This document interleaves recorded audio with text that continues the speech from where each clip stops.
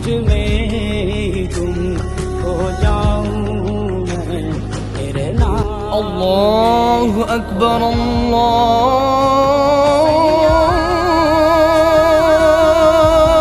अकबर। হাতে কল আজান দিছে আর নামাজও যাই।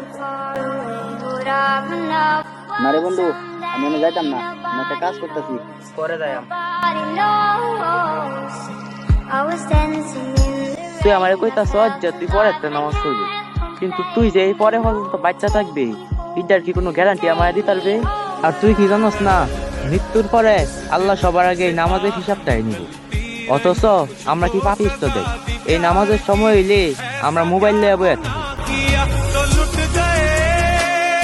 আর আল্লাহরে স্মরণ করলে মন শান্ত, আর নামাজ পড়লে পৃথিবীর সকল খারাপ কাজ থেকে দূরে থাকুন যায়।